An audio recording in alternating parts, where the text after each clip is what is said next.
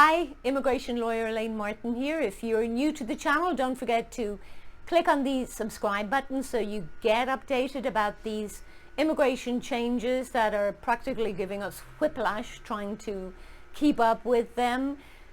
Today's news, well, it was yesterday afternoon's news, relates to the public charge rule that the government introduced earlier this year.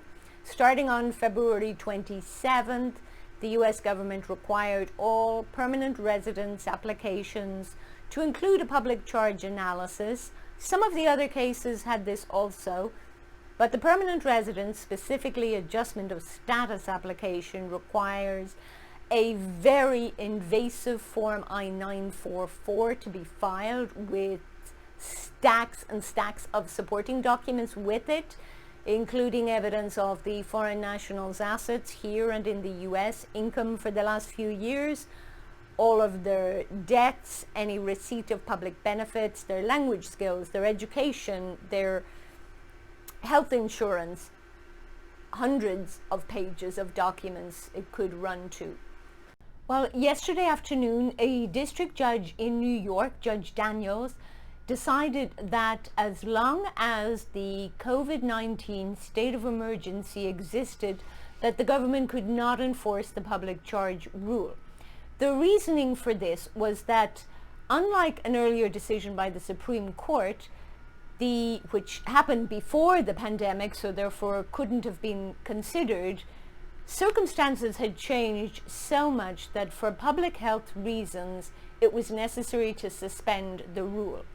This was based on reams of evidence produced that showed that foreign nationals were refusing to get or reluctant to get Medicaid for COVID-related conditions because they feared that it would be detrimental to their permanent residence, that it would negatively affect the public charge analysis. And Judge Daniels said, for public health reasons, we need everybody to feel safe getting Medicaid for COVID-19.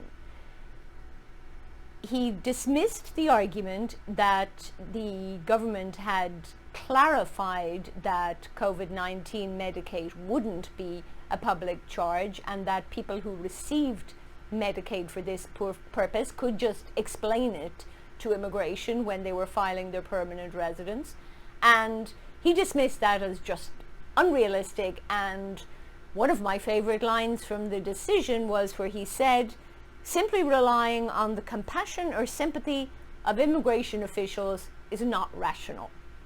I couldn't agree more. The suspension, however, is only as long as the state of emergency is in place. This is where it's very uncertain because we don't know how long that state of emergency will last and whether the government is going to require I-944s to be filed after that if cases were filed during the suspension. We also aren't sure how US immigration is going to treat this rule. They have a habit of ignoring rules, such as last week when a court told them they had to accept new DACA cases and they said, we don't care, we're not accepting new DACA cases. So we don't know if they're going to accept adjustment of status applications right now without the Form I-944. For that reason, I'm advising my clients that we wait a week or so at least before we file anything so that we don't risk it being rejected. Of course, if your case is time sensitive, if you're running out of status or for some other reason you have to get your adjustment in right now, then do it. Don't take any chances with that. But if you can afford to wait a week or so until the dust settles maybe and we get some guidance from the Immigration Service on this, that's what I'm suggesting to clients. All very uncertain.